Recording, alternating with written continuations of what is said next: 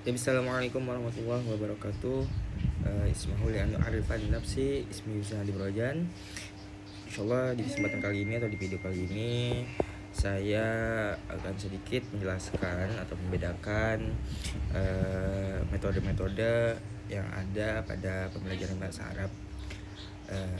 Tayyib, kalian pasti pernah bingung kenapa cara kita belajar bahasa Arab itu berbeda-beda. Ada yang fokus ke hafalan, ada yang fokus ke gramatikal atau rumus-rumus, dan juga ada yang fokus atau ada yang dilarang menggunakan bahasa Indonesia sama sekali. Nah, insyaallah pada kesempatan kali ini kita akan bedah metode besar yang ada pada pembelajaran bahasa Arab, yakni metode gramatikal tarjamah atau kemudian metode langsung dan metode sam'iyah dan syafawiyah. Baik, saya akan sedikit menjelaskan tentang metode-metode yang tadi saya sebutkan. Yang pertama itu ada metode gramatikal tarjamah atau kita singkat MGT. Metode ini fokus pada analisis teks dan struktur atau gramatikalnya. Esensi metode ini yakni salah satu metode klasik yang menekankan penghafalan kaidah tata bahasa dalam konteks bahasa Arab ini seperti nahwu dan shorof, dan penerjemahan teks literatur. Kemudian fokus utama atau tujuan memahami literatur klasik atau kita sebut kitab turos, dan mengasah logika melalui analisis bahasa. Kemudian karakteristik metode MGT ini itu menggunakan bahasa ibu sebagai bahasa pengantar, dan juga peran guru sebagai otoritas atau pusat informasi. Siswa hanyalah penerima pasif. Siswa dalam konteks metode ini hanyalah penerima pasif yang menghafal daftar kosakata dan rumus bahasa.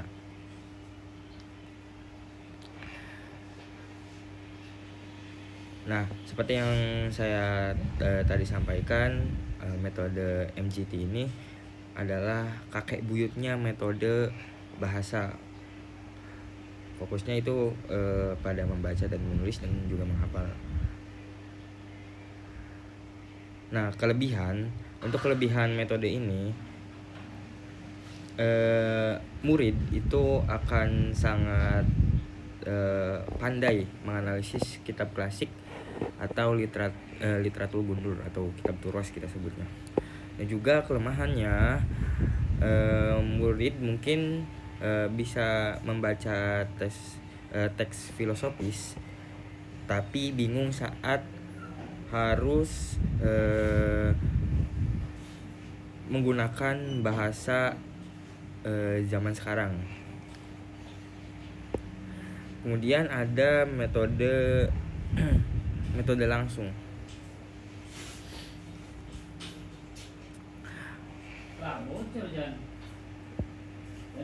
Metode langsung aturannya itu sangat ketat, seperti no translator.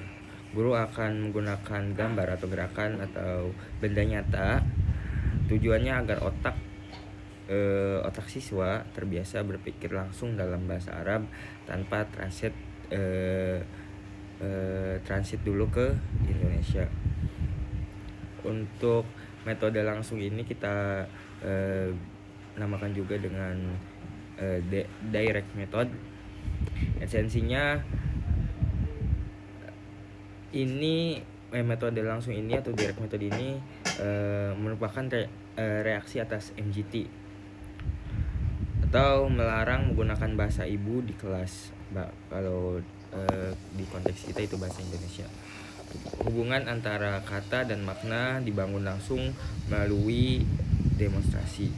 Kemudian tujuan utama mencapai kelancaran berbicara dan berpikir langsung dalam bahasa Arab tanpa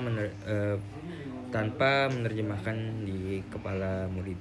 Karakteristik induktif atau tata bahasa dipelajari dari contoh, bukan dari rumus. Penggunaan seperti menggunakan alat peraga atau gambar dan gerakan tubuh untuk menjelaskan sebuah makna dalam bahasa Arab.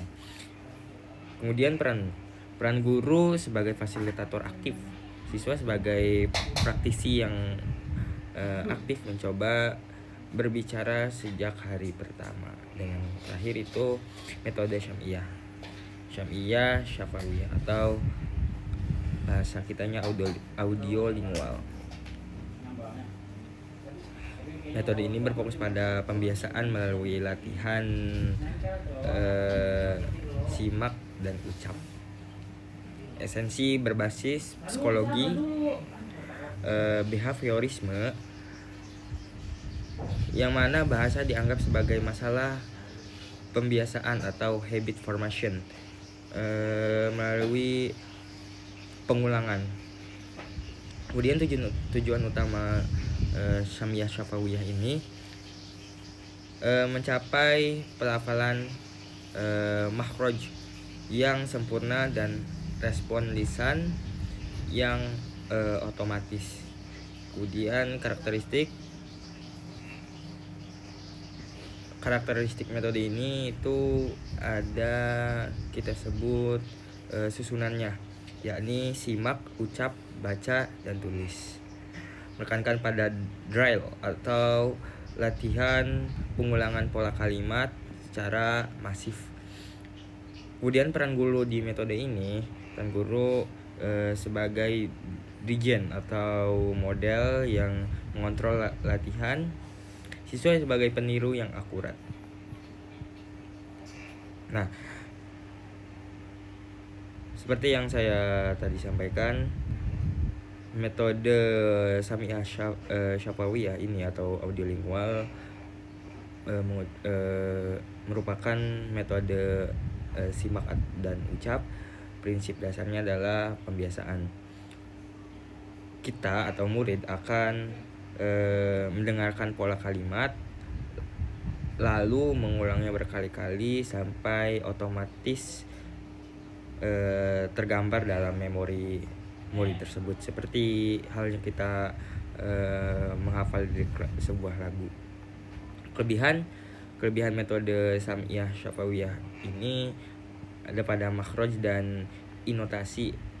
Murid akan sangat fasih, mendekati atau setara atau mendekati literatur asli atau penutur asli. Kemudian kelemahannya seringkali terasa membosankan karena penuh pengulangan atau drill. Mungkin itu sedikit yang saya bisa sampaikan. Jadi kesimpulannya, di setiap metode pembelajaran bahasa Arab pasti ada kelebihan dan ada kekurangan yang harus atau ada konsekuensi di setiap metodenya. Mungkin cukup sekian, kurang-kurangnya mohon maaf. Sekian, assalamualaikum warahmatullahi wabarakatuh.